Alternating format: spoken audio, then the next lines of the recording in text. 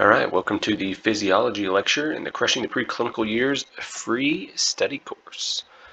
So the outline for this lecture, we will talk about why you should study physiology together with pharmacology and how you really want to take the time to learn your physiology. Then obviously we'll get into some resources and how to use the resources. I won't be really going over any actual physiology. We'll just talk about kind of the method that I used and the resources I used. So let's jump into it. So, why should you study physiology together with pharmacology? Because it's pretty simple when you look at it this way. Okay, physiology is normal functioning of the body. Okay, pharmacology is just another way of altering that normal functioning. Right, we're poking certain functions within the cells and within the body to get a desired result, and then pathology is abnormal functioning. So physiology is normal, pharmacology is altering normal, and pathology is something's gone abnormal. So why do I say you should study pharmacology and physiology together? It really increases your understanding, it puts a drug to the function, and it kills two birds with one stone. Okay, so when you look at, let's talk about like, amlodipine or calcium channel blockers. Okay, if you look at vascular physiology and you start to study what calcium does, right? What calcium does to smooth muscle, it causes contraction, right? So as calcium rushes in, it causes contraction, um, and that causes those vessels to constrict down, right? That raises your blood pressure. So what do we do with a calcium channel blocker?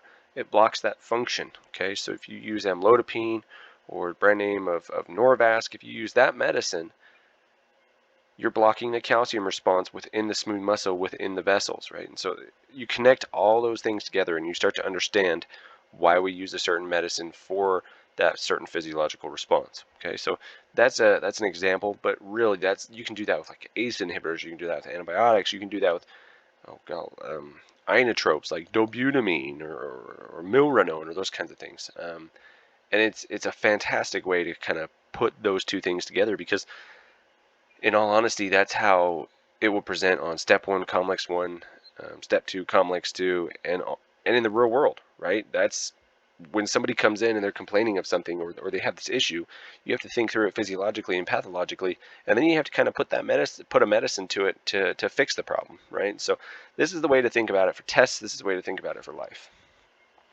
So really take time here, okay? Physiology is so important, and a lot of students will just kind of breeze by it and just try to get through the class. This is the basis, okay? If there were three pillars in medical school, it's physiology, pharmacology, and pathology.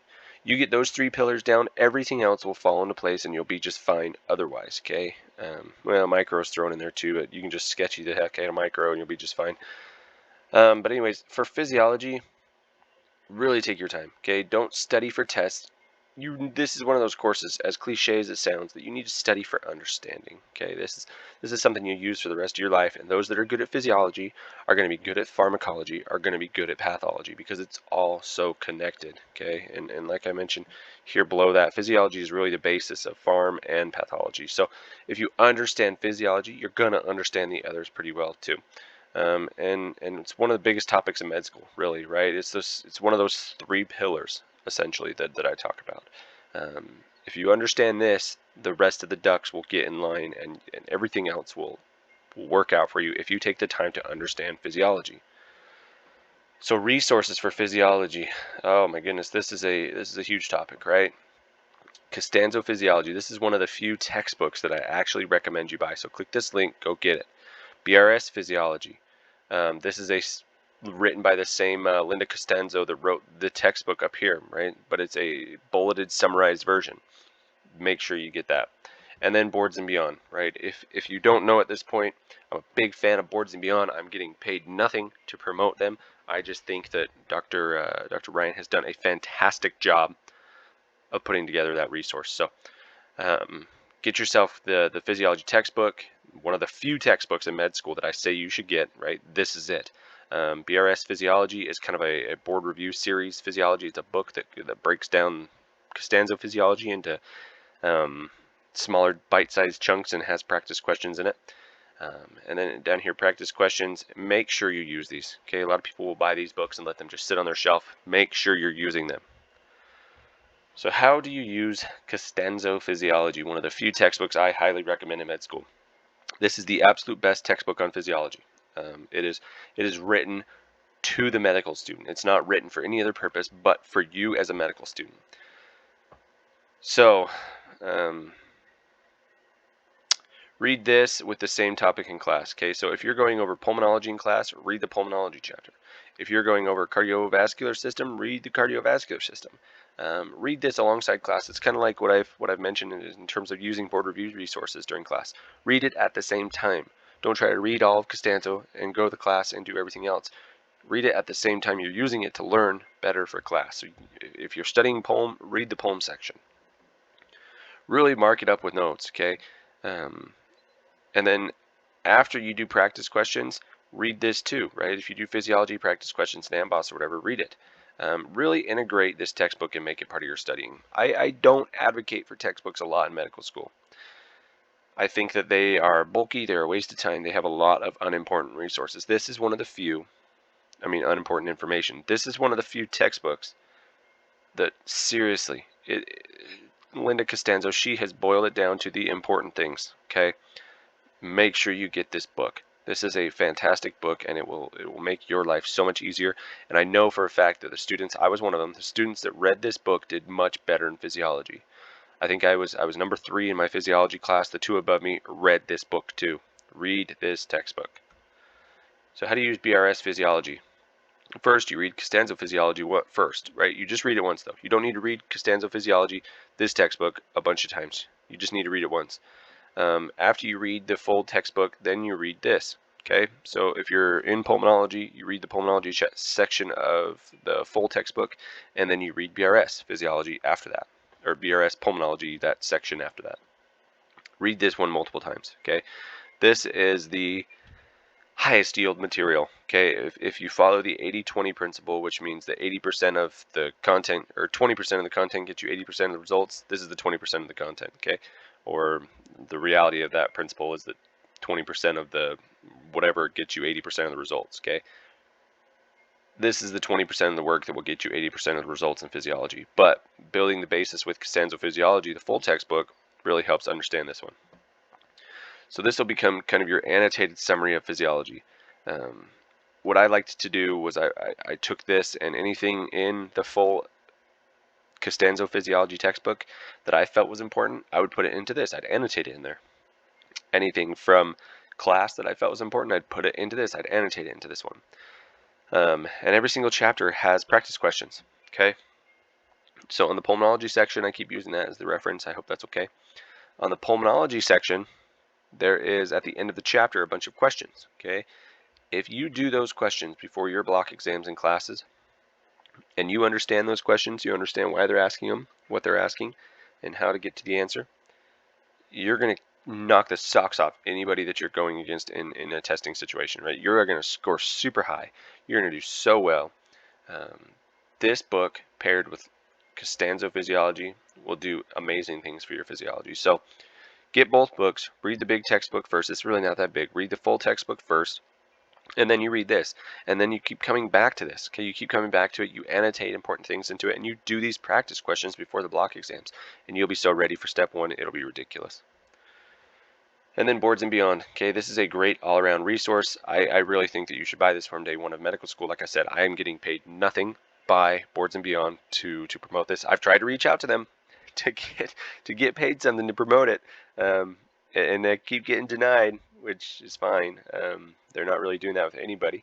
But at the end of the day, I will still promote this because I love this resource. This is a fantastic resource, and if you truly want to know how to do well in med school, get Boards and Beyond. So for physiology, okay, first thing you're going to do is you're going to read Costanzo, okay, that full textbook.